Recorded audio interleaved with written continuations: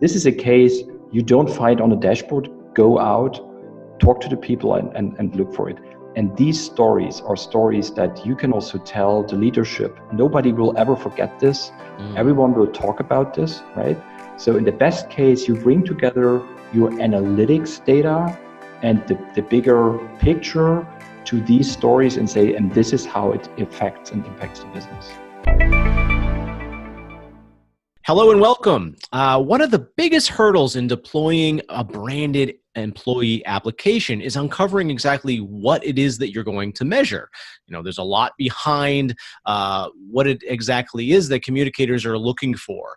You need to validate those efforts. You need to bring those that validation to leadership, and also you want to uncover new and creative ways to help improve and expand that process itself. So what we have today is we have Frank Wolf, our co-founder and CMO at Staffbase, and he has decades of experience to back up the knowledge that he's going to give us today. I'm really excited to talk to him and learn more about specifically the metrics end of using a branded employee application. So Frank, thank you so much for joining. I really appreciate you being here. Thanks for having me. And let's just jump right in. So you have spent a great deal of time working with organizations that are looking to evoke this thing called cultural transformation. But there's a bit of a bottleneck in that how are you going to measure this success of that? You'll need data to present to higher ups, et cetera.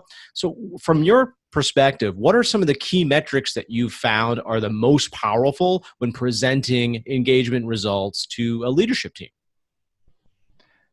Great question. And I think that's one of the most important questions and one of the most pressing questions, especially looking at communicators around the world who look at their initiatives and think, what can I tell management? How can I prove that what I've done, that what we deliver really helps, right?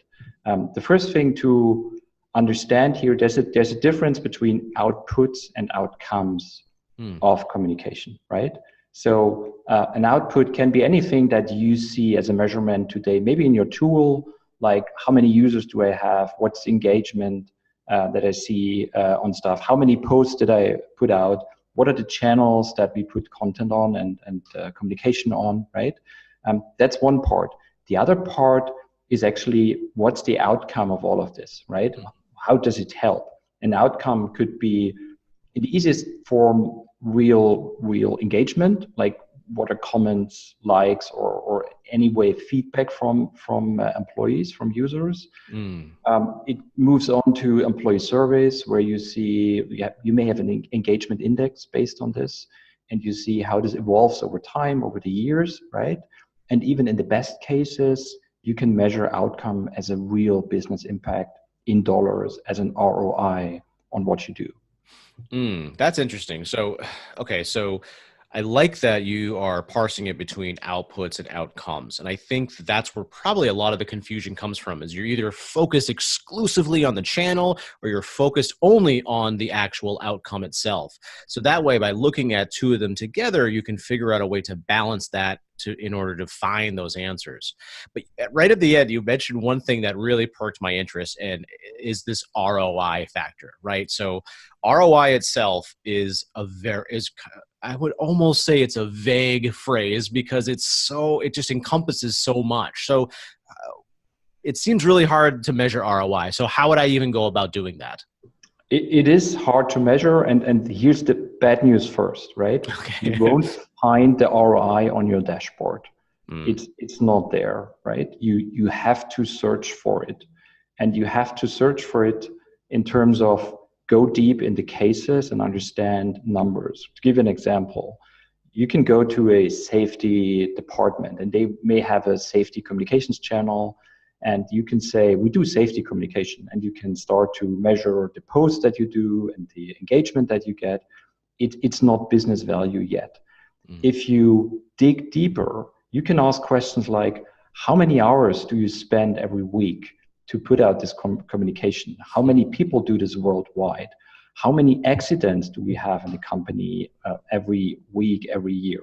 How many near misses do we have in a certain time frame? What are the costs of these incidents? How does it all come together?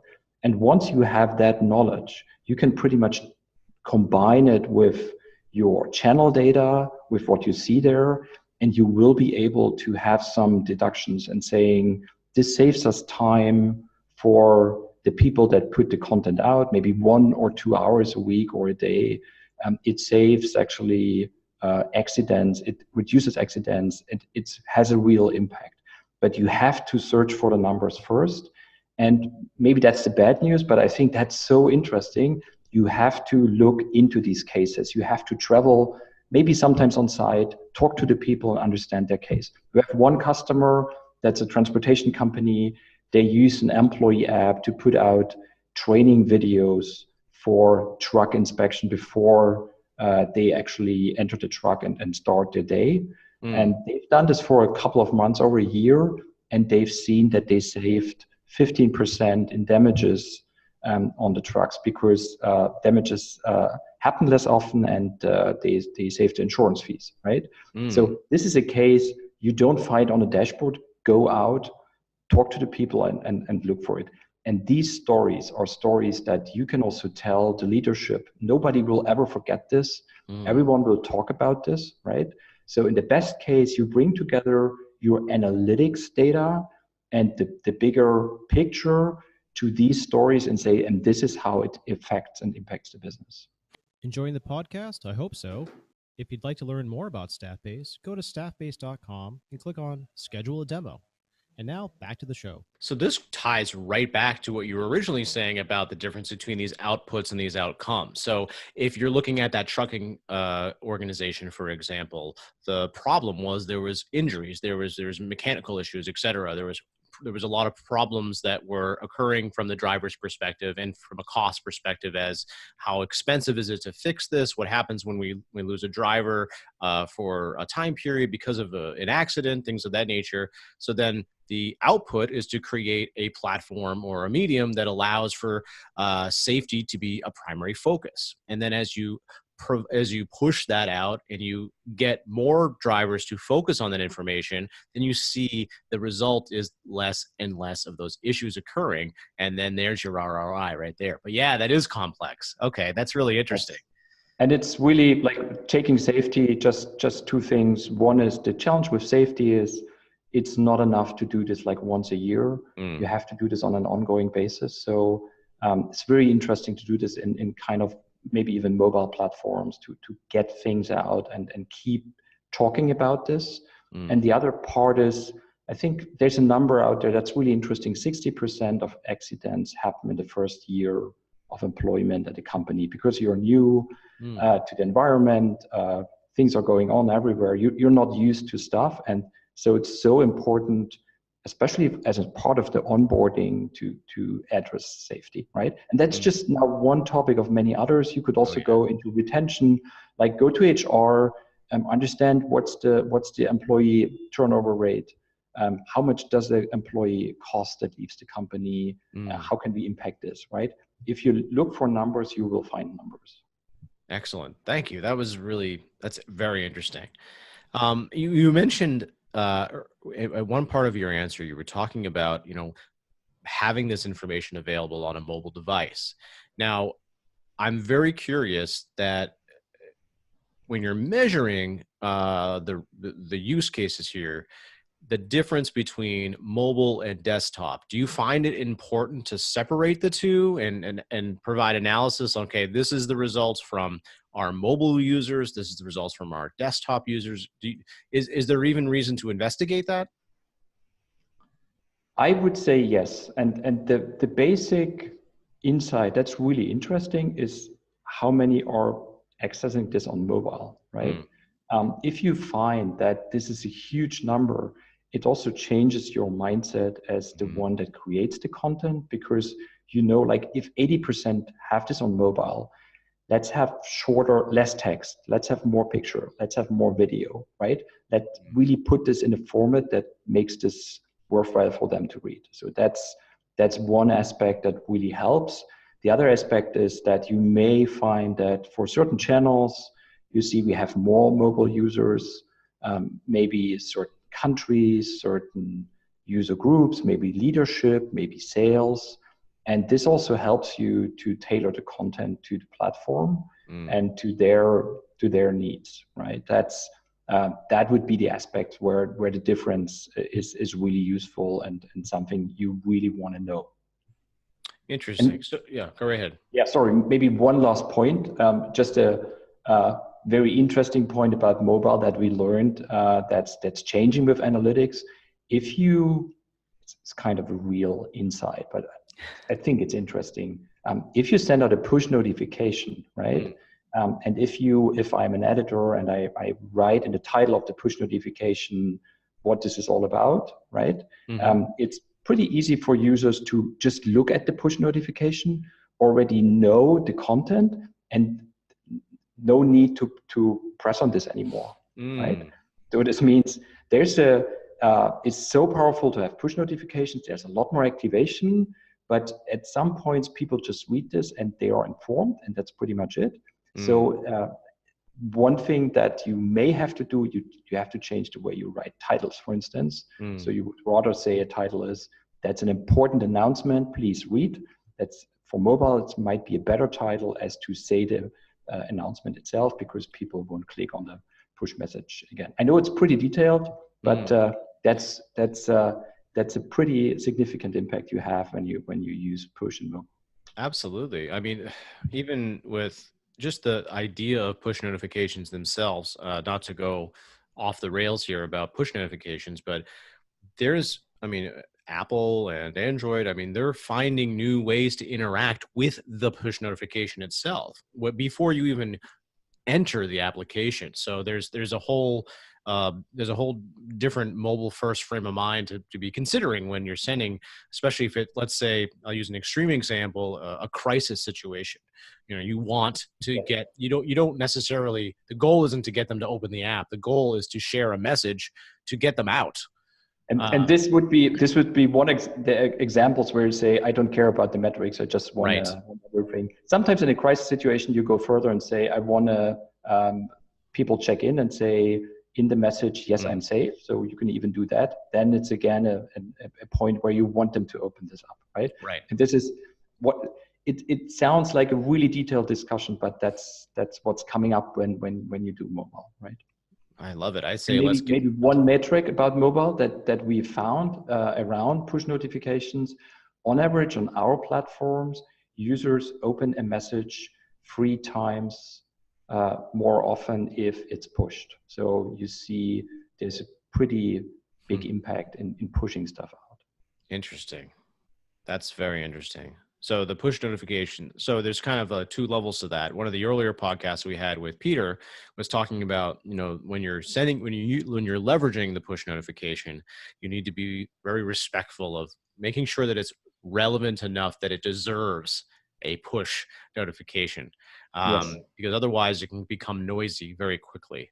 But then to your point, it's like when assuming that you do that, when you do leverage it, and then you have to make that decision on whether or not this is a message that I would really need you to go into the application to acknowledge, or I'm just trying to send a message and the metrics are actually kind of irrelevant. I just want to make sure you get safe and get the message clear and as easy as possible. Absolutely. And as we like to say, with push, with great power comes great responsibility. That's exactly the point, right? Really think, when do you want to use push? And we see this as editors, as a part of, like, let's say there's a weekly editors meeting. People sit together and like, what do we want to do this week?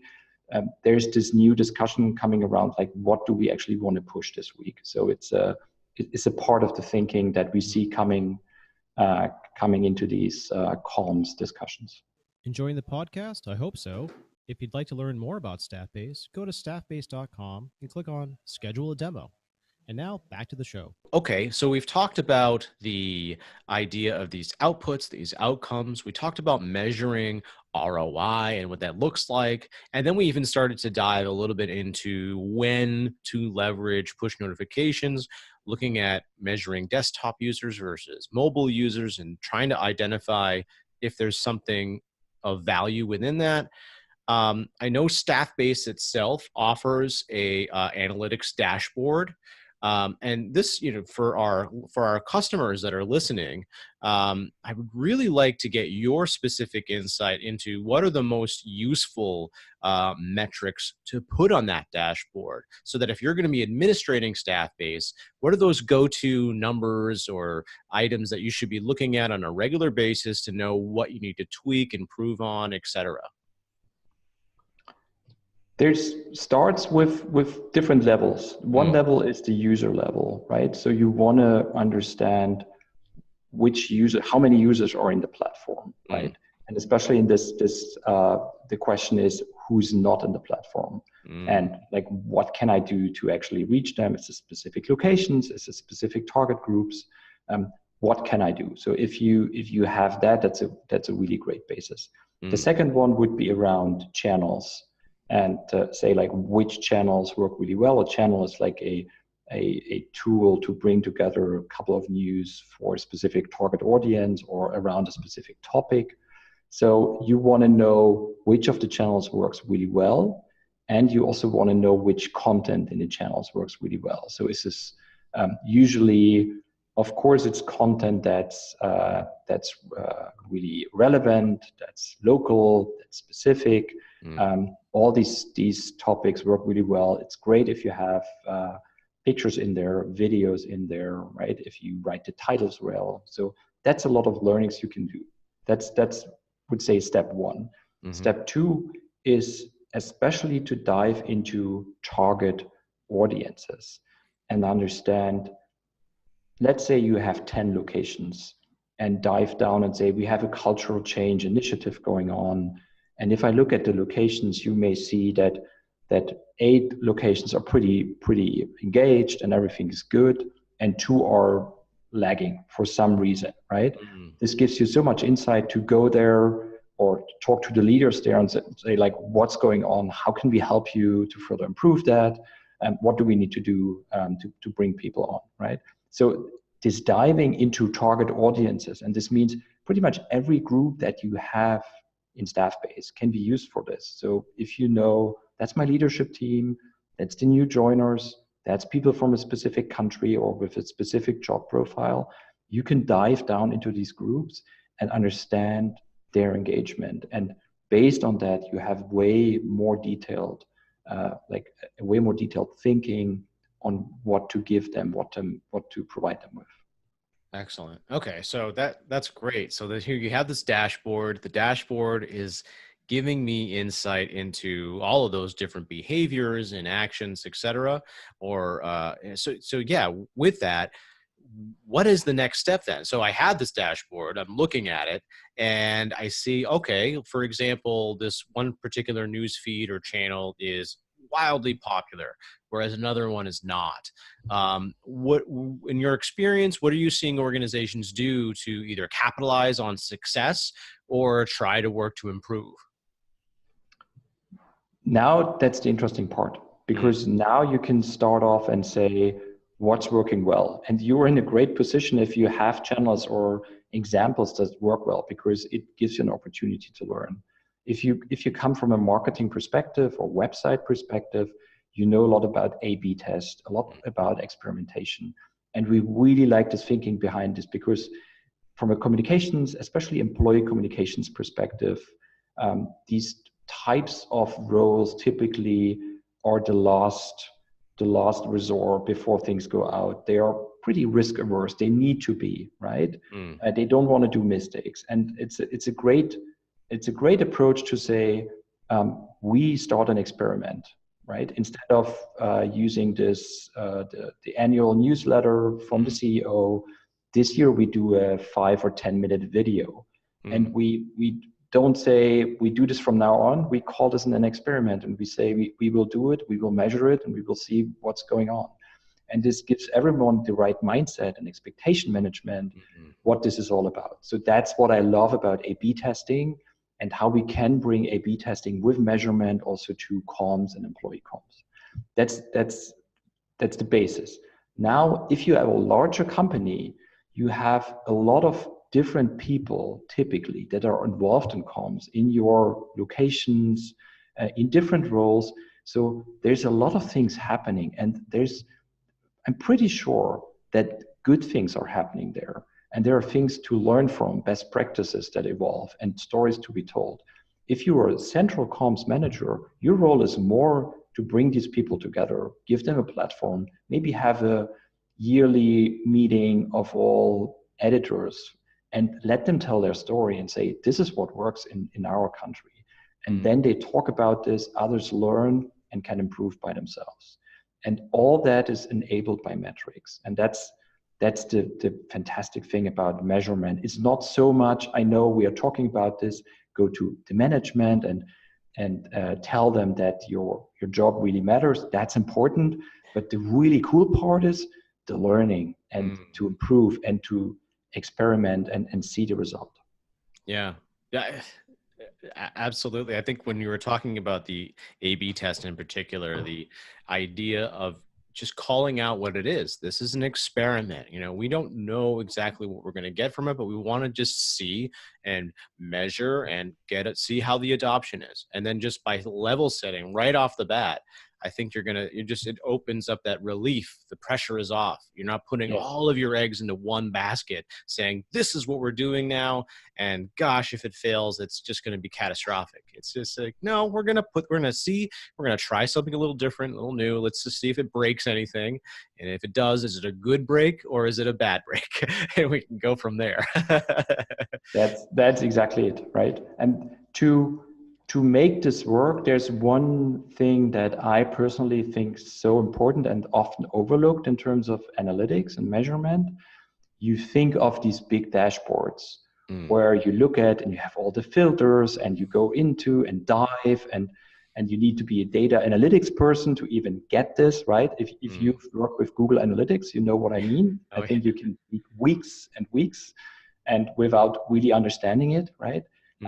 The important part of measurement is also bring this to everyone that's involved, right? Just to give you an example, maybe you can see this, yeah. So that's an article I've written a couple of days ago about some changes that we have in our team, and I put in some pictures and so on. And what I have here as an author, I have the statistics. Oh, great. So, and the important point is not a big dashboard. It just gives me the feedback of the important things that I want to know.